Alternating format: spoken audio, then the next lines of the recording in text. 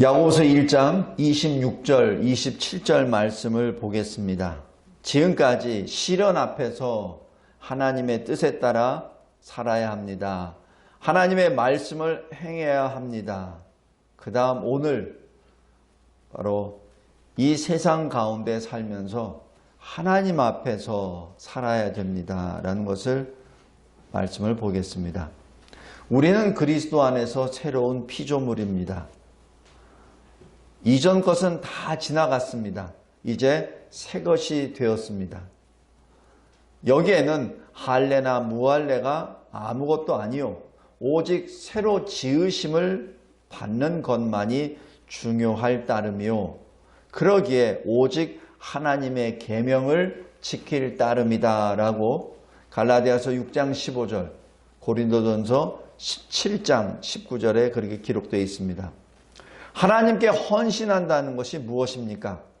하나님의 뜻을 행하는 것입니다. 참 신앙이란 사랑과 의의 삶으로 나타납니다. 신앙은 보이지 않습니다. 그러나 삶으로 나타납니다. 오늘 27절에서도 보면은 거기에 대해서 구체적으로 환난 중에 고통받고 있는 자를 돌보는 것, 그리고 자신을 세상의 풍조로부터 지키는 것, 그것이 하나님께 헌신하는 모습입니다. 다른 말로 경건의 삶을 산다는 것이죠. 야고보서 4장 17절에 선을 행할 줄 알고도 행하지 아니하는 것은 죄라고 하였습니다. 그래서 말씀을 들었습니까? 알았습니까? 그렇다면 행하는 자가 되어야 합니다. 라고 말하고, 만약에 듣기만 하고 행하지 않는 것은 자신을 속이는 것이다. 라고 1장 22절에 그렇게 기록합니다. 지난주에 봤죠?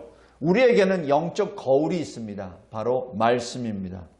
거울을 보면 나의 죄가 드러나고 또 동시에 하나님을 보기 때문에 바로 우리 문제를 해결할 수 있는 해결책이 나오게 됩니다. 말씀을 잊어버리는 것은 그러므로 이 해결책을 잊어버리는 것이요 또한 나의 영적 현주소를 보지 못하는 것입니다. 그래서 말씀을 잊어버리는 것은 사실 죽는 것과 같습니다. 누가복음 11장 28절에 예수님이 말씀하십니다. 하나님의 말씀을 듣고 지키는 자가 복이 있도다 라고 말씀합니다. 듣기만 하고 그 내용을 잊어버리는 자는 죄를 짓는 것이죠. 자, 거짓 신앙에는 두 가지가 있습니다. 위선과 두 마음입니다. 어찌 보면 이것이 거의 같은 뜻입니다. 위선이라고 하는 것은 외식이라고 보통 번역이 되어 있는데, 외식이라는 그 원래 뜻은 가면을 말합니다. 무대에서 배우들이 어떤 배역을 맡아서 그 배역에 맞는 가면을 바로 외식이라고 하는 거죠. 다시 해서 외식은 내 속과 전혀 다른 것입니다. 예수님이 마태복음 23장 23절에 이렇게 기록합니다. 화 있을진저 외식하는 서기관들과 바리새인들이여 라고 기록합니다. 겉으로는 11조를 드립니다. 그러나 율법에서 더 중요한 것, 정의와 긍휼과 믿음은 행하지 않습니다. 예수님이 말씀하십니다.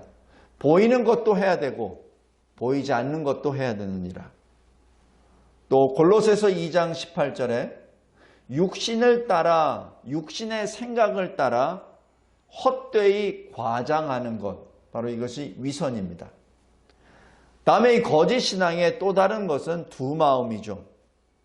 이사야서 29장 13절에 이 백성이 입으로는 나를 가까이 하고 입술로는 나를 공경하나 마음이 내게서 멀리 떠났다라는 얘기죠. 예배는 드리러 성전에 왔는데 마당만 밟고 나아간다는 그 뜻을 또한 말합니다. 또 예수님께서도 말씀하십니다. 마태복음 15장 8절에 이 백성이 입술로는 나를 공경하되 마음은 내게서 멀도다 라고 말씀합니다. 자신을 속여서는 안 됩니다. 말씀을 행하는 자가 되어야 하죠. 말씀을 듣긴 듣고 행하지 않는 자는 자신을 속이는 자라고 그렇게 말씀합니다. 신앙 고백은 했습니다. 그런데 신앙 고백에 따른 행동이 따르지 않는다면 그 신앙 고백은 헛것이 되고 자기 자신을 속이는 것이 되는 것이죠. 하나님이 받으시는 신앙은 정결하고 더러움이 없는 신앙 경건입니다. 그래서 오늘 여기 야고보서 19절에서도 보면은 듣기는 속히 하고 말하기는 더디하라 라고 얘기하여 바로 여기서 자기 자신의 말에 책임을 지라는 말씀이요. 환난 중에 있는 고아나 과부 같은 사람들을 돌보라. 그리고 자기 자신을 세상의 풍조, 세속에서 지키라 라는 이 세 가지 말이 아주 구체적으로 나옵니다. 그래서 오늘 본문에서는 26절과 27절에서는 신앙의 세 가지 지표, 표징을 보겠습니다. 첫 번째는 혀를 제갈 물리는 것. 두 번째는 환난 중에 있는 자를 돌보는 것. 세 번째는 세상에 물들지 않는 것. 이 세 가지를 보겠습니다. 먼저 혀를 제갈 물리는 것입니다. 여기에서는 하지 말아야 되는 말을 의미합니다. 성내며 말하는 것, 쓸데없이 일을 만드는 말 만드는 것, 속이는 것, 또 하나 자기를 정당화하는 것은 안 됩니다.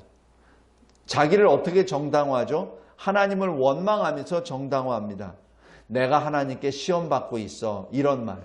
하나님은 누구도 시험을 안 하십니다.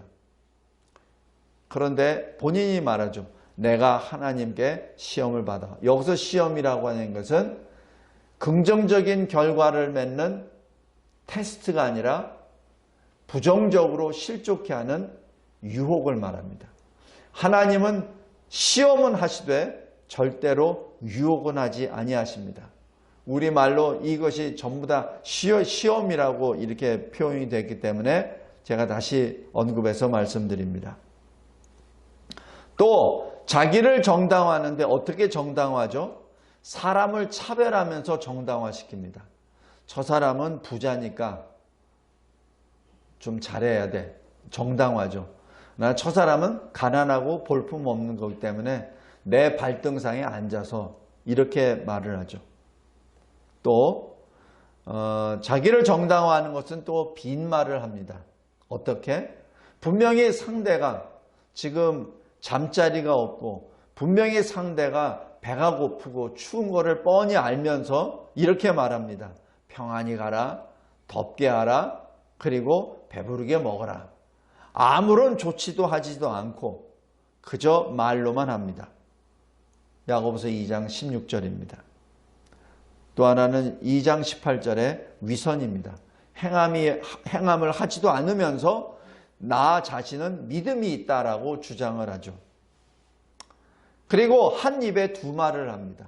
그 똑같은 입으로 하나님을 찬송하고 그 똑같은 입으로 하나님의 형상으로 지음을 받은 사람을 저주합니다. 야고보서 3장 9절입니다. 그리고 4장 11절 형제를 비방하고 저주합니다.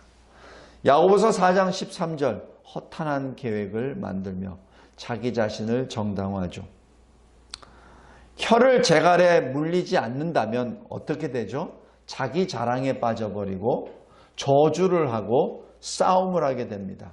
그 자체가 지옥이요. 그로 인하여 신앙이 훼손이 됩니다. 두 번째, 환난 중에 있는 자를 돌보는 일입니다. 환난 중에 있는 자는 여기서 이 고아와 과부를 말하는데 고아와 과부는 대표적으로 이 환난 중에 있는 자를 말합니다. 어떤 사람들이죠? 가난하고 자기 스스로를 지키지 못하는 자입니다. 가난하고 그리고 자기를 돕는 자가 없기에 사회에서의 어떤 부당함에 늘 노출되어 있는 사람들입니다. 또 이 고아와 과부는 그 기간이 짧은 기간, 그냥 단기간이 아닙니다. 평생을 그 오랜 기간 동안에 환난 중에 있죠. 바로 이 환난 중에 있는 자를 돌보는 것이 경건이요, 그리고 신앙인의 도리라고 말씀합니다. 하나님이 바로 이들을 친히 보호하십니다. 시편 68편 5절에서도 하나님은 고아의 아버지, 과부의 재판장이라고 말씀하십니다. 그리고 시편 146편 9절에서도 여호와께서 나그네를 보호하시며 고아와 과부를 붙드신다라고 기록합니다. 신명기에서도 마찬가지 고아와 과부를 보호하라고 말씀합니다. 그런데 여기에 대한 이유가 있습니다. 신명기 24장 19절에서 22절에 보면은 왜 그들을 위하여 곡식을 벨 때 다 베지 말고 조금씩 남겨놓으라. 감람나무와 포도도 다 떼지 말고 조금씩 남겨두라. 왜냐하면은 나그네 고아 과부가 또 와서 가질 수 있도록. 왜냐하면은 너도 애굽 땅에서 종되었었던 것을 기억하라는 얘기죠.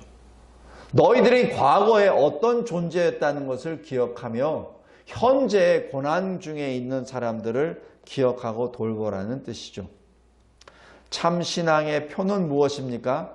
바로 이렇게 오랜 동안 환난 중에 있는 고아와 과부를 돌보는 것이요, 거기에 대한 긍휼과 경건입니다. 그런데 여기서 긍휼이 여기는 것은 내가 장차 그들로부터 무엇을 보답을 받을 것을 생각하며 돌보는 것은 긍휼이 아닙니다. 긍휼은 그들이 다음에 내가 좀 어려울 때 저들이 나를 도와줄 거야 라는 기대 심리로 한다면 그것은 투자죠. 긍휼이 아닙니다. 그래서 세상 사람들이 이웃을 돕는 것과 그리스도 안에 있는 사람들이 돕는 것과는 여기에 차이가 있습니다. 세상에 있는 사람들, 그리스도 밖에 있는 사람들의 도움는 것은 자기 자신에게 어떠한 장차 언제 다가올지 모르는 환난에 대한 대비책입니다. 그리고 그런 기대 심리가 있죠. 그러나 그리스도 안에 있는 사람들은 그런 기대가 없습니다. 또 고아와 과부를 돌보는 것은 경건인데, 이 경건은 무엇이죠? 하나님의 성품과 뜻에 따라 말씀에 순종하는 것입니다. 가난한 자라, 특별히 하나님의 백성이 가난과 그리고 환난 가운데 있을 때 하나님께 부르짖죠. 그때 하나님이 응답해 주십니다. 그런데 왜 부자가 가난한 자를 돌보아야 합니까? 왜냐하면 하나님의 은혜로 지금 그 부자는 가난한 자를 도울 수 있는 재력이 있기 때문에 그렇습니다. 재력과 자산은 하나님이 주신 것이죠. 다시 얘기해서 하나님이 주신 것을 가지고 사용하라는 얘기입니다. 하나님이 주신 것에는 분명히 이유가 있습니다. 그리고 왜 가난한 자를 돌보죠? 왜냐하면 우리가 과거에도 환난이나 가난 속에 있었고, 그리고 지금 현재도 영적으로 가난한 자이기 때문에 그렇습니다. 영으로 가난한 자이기 때문에 이 세상의 재물로 나의 마음을 빼앗기지 않습니다. 이 세상에 있는 재물은 하나님이 나에게 맡겨주신 재물이라 믿고 청지기의 돈으로 하나님이 주신 말씀대로 가난한 자를 돌보는 것이죠. 또 하나는 우리가 왜 하나님의 백성이 되었죠? 왜 하나님의 자녀가 되었죠? 바로 믿음입니다. 믿음은 하나님이 우리에게 거저 주신 은혜의 선물이죠. 우리가 은혜의 선물을 거저 받았기에 우리는 하나님의 아들들이 되었죠. 천국의 기업을 받은 자가 되었죠. 그러기에 우리는 가난한 자들을 돌보아야 합니다. 마지막 세 번째, 세상에 물들지 말아야 합니다. 여기서 세상에 물들지 말아야 한다는 것은 세상으로부터 격리되라는 것이 아닙니다. 마치 어떤 수도승처럼 이 세상과 아예 단절하고 어디 무인도 섬이나 깊은 산 속에 살라는 것이 아니라 세상 속에 있으나 세상 속에서 구별되라는 것을 의미합니다. 육신적으로는 세상에 속합니다. 그러나 영으로는 세상과 구별되라는 그 말씀이죠. 세상의 가치는 하나님의 가치와 다릅니다. 세상의 모든 의도는 하나님의 뜻과 정반대가 됩니다. 그래서 야고보서 4장 4절에도 이렇게 기록합니다. 세상에 벗이 되고자 하느냐? 그러면은 스스로 하나님과 원수가 되는 것이라. 다시 여기서 세상을 택할 때는 하나님으로부터 떠나가는 것이 되는 것이죠.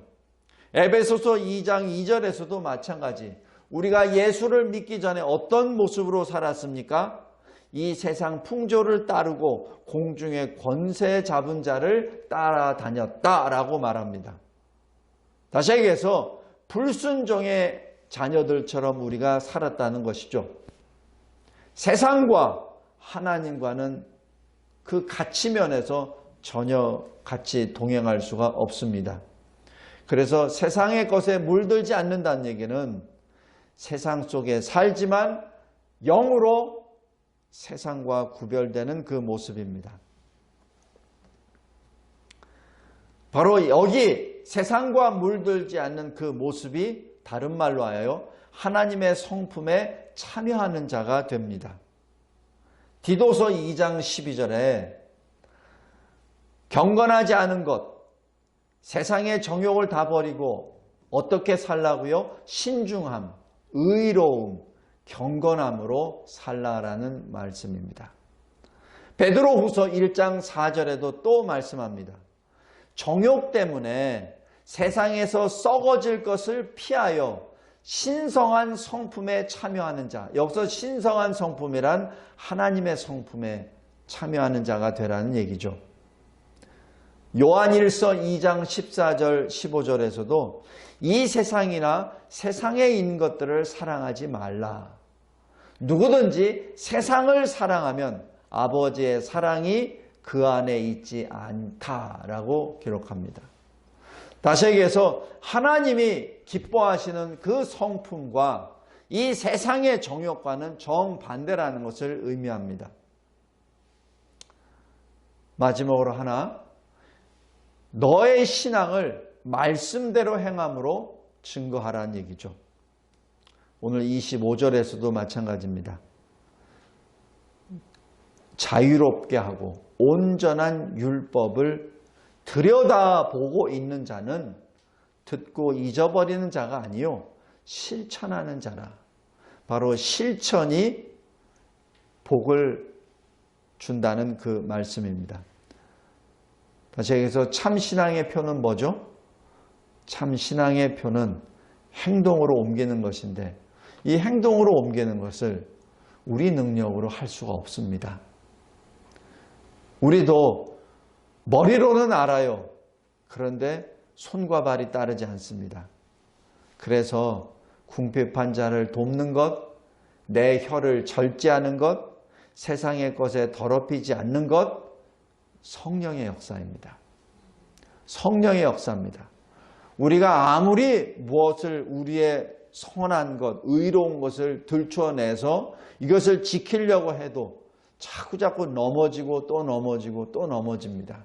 그래서 우리는 주님께 가는, 주님 앞에 서는 그 순간까지 성령의 도우심을 간구할 수밖에 없는 존재입니다. 예를 하나 들겠습니다. 우리 잘 알고 있는 다니엘입니다. 다니엘이 대략 주전 605년에 바벨론으로 끌려갑니다. 바벨론 왕궁에 쓸만한 소년을 선발을 해서 왕의 음식과 포도주를 주고 3년 동안 갈대아 학문과 언어를 가르치고 왕 앞에 서게 한 다음에 그 다음에 그들의 제목으로 사용하려고 했었죠. 여기에 다니엘과 세 친구가 뽑혔습니다. 이때 이 음식과 왕의 음식과 포도주는 당시 바벨론이 섬기는 우상 앞에 드렸었던 그 제물들입니다. 그래서 다니엘은 뜻을 정하여 왕의 음식과 포도주를 거부합니다. 왜? 자기를 더럽히지 아니하리라고. 이때 다니엘의 나이가 대략 한 10살에서 20살 사이라고 보면 되죠. 아직 소년이라고 한 것이니까 그렇다고 이 10살 미만은 아닐 겁니다. 대략 10살에서 20살 그 사이입니다. 그리고 주전 538년경, 그러니까 대략 이 다니엘이 바벨론으로 끌려간 지 67년째 되는 날입니다. 그러니까 다니엘의 나이는 대략 77세에서 87세 사이입니다. 그러니까 얼추 80세 정도 되는 그때 이 다니엘은 다리오 왕으로부터 인정을 받아서 총리가 셋이 있는데 그 셋 중에 하나요.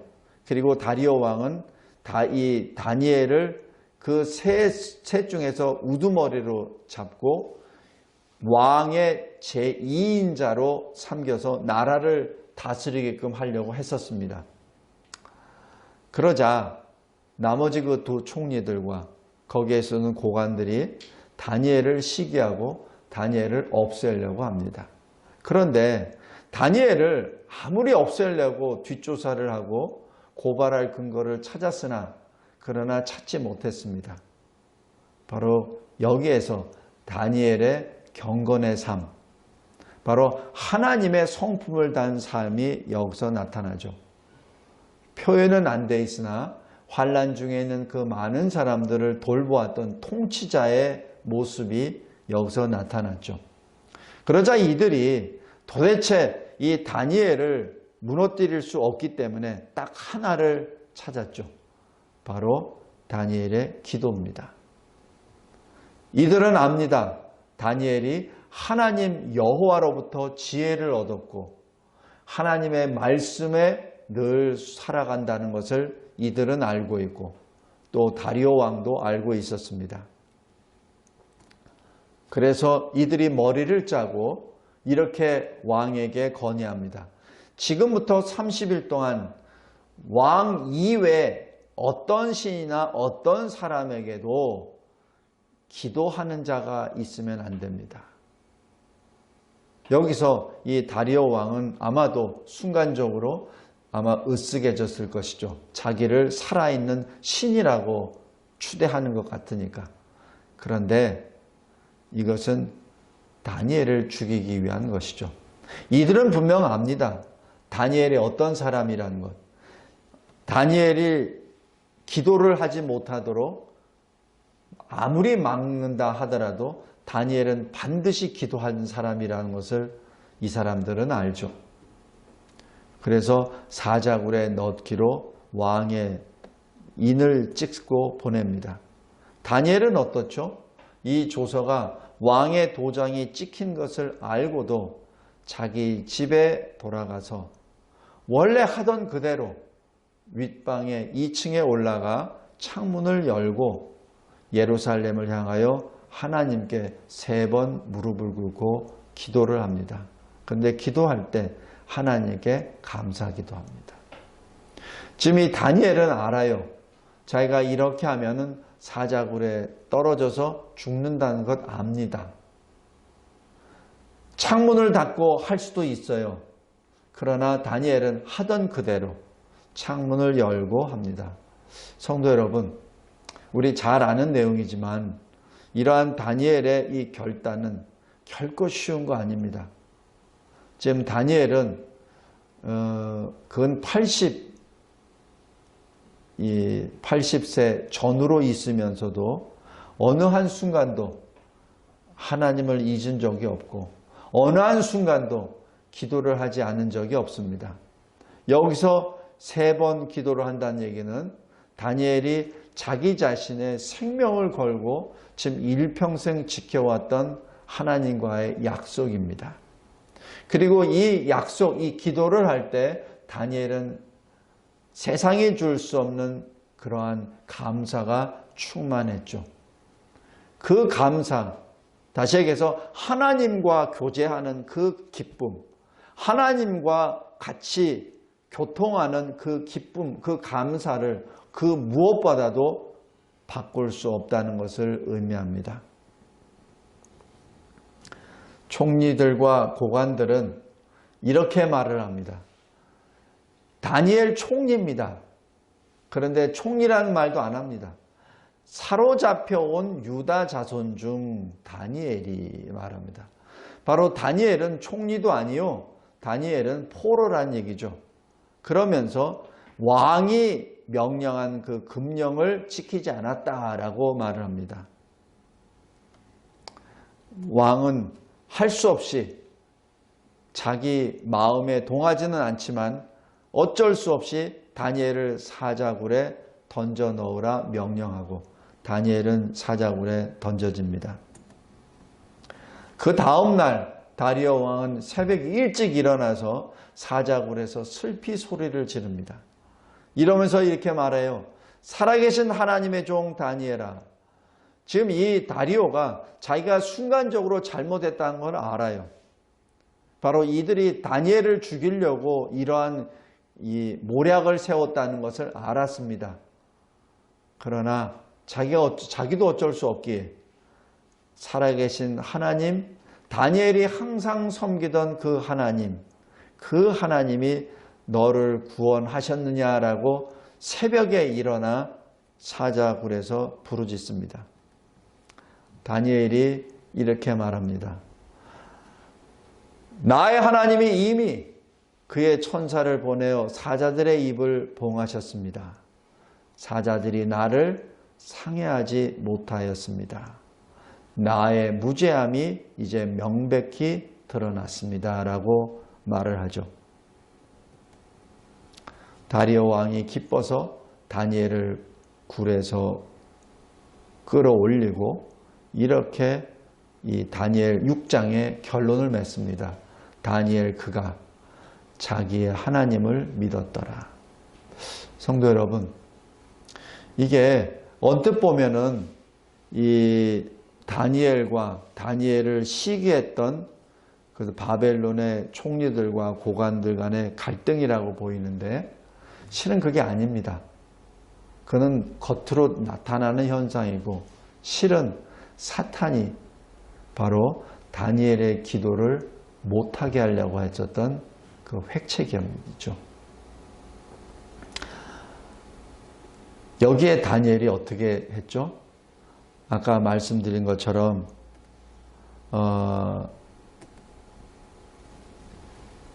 말을 하면서 했습니까?